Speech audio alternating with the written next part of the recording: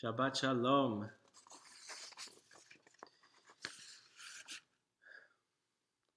Do you remember, because I don't, but maybe you do, when humankind first landed on the moon?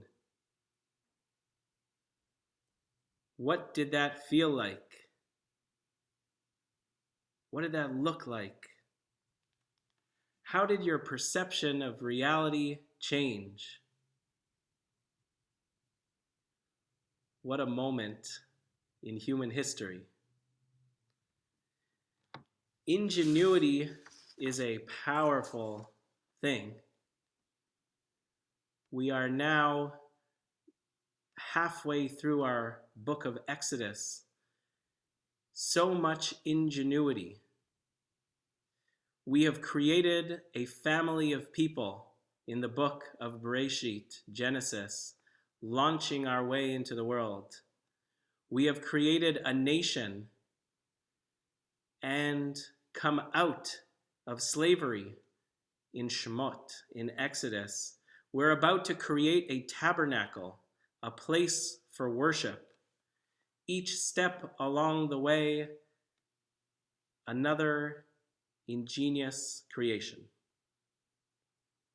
But perhaps the most ingenious of all human creations, and this might get you thinking, perhaps the most ingenious of all is written law. Law. Mishpatim, our Torah portion for this week. Ve'ele hamishpatim asher tasim lifneihem.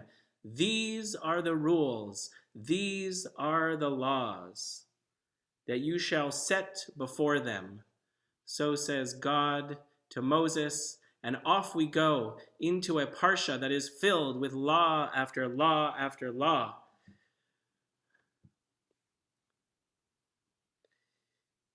Laws are the cornerstone of our lives, what keep us together as a society.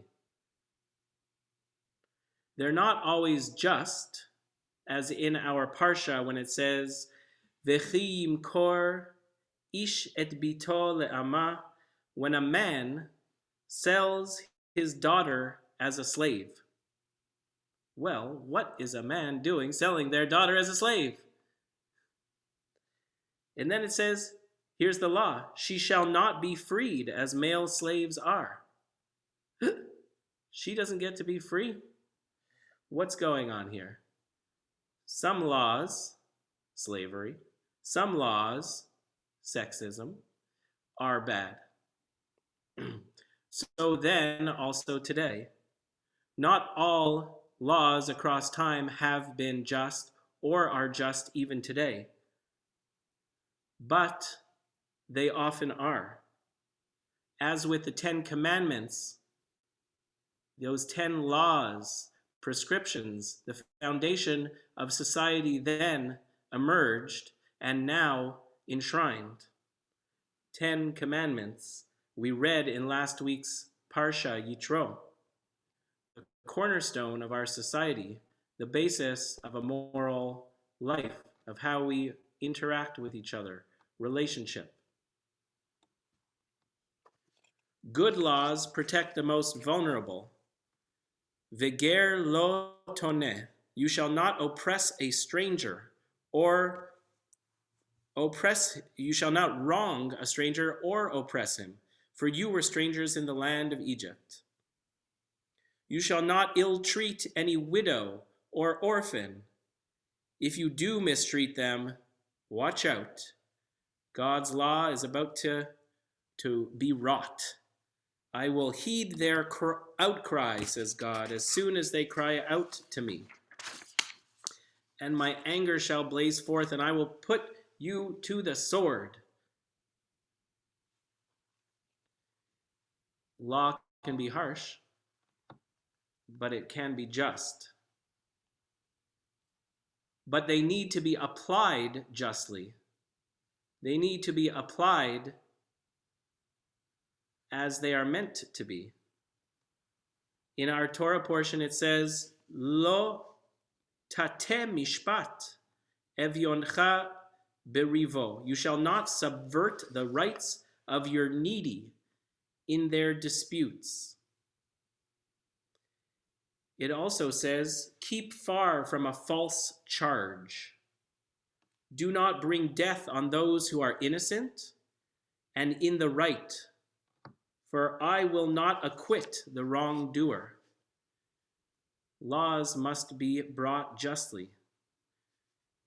So too for judges, do not take bribes, for bribes blind the clear-sighted and upset the pleas of those who are in the right. And again, over and over, you shall not oppress a stranger.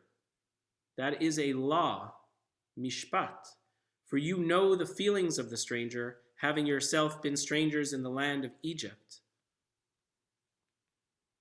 You shall not render an unfair decision. Do not favor the poor or show deference to the rich.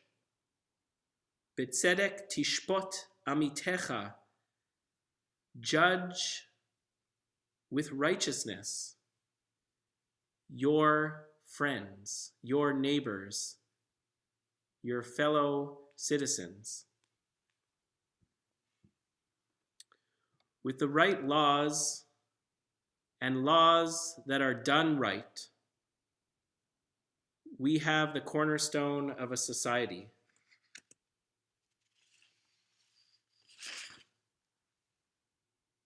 Chew on that. Mishpatim, law after law. May there be nothing better, there may be nothing better for a society than good laws that are righteously carried out by witness, judge, and jury.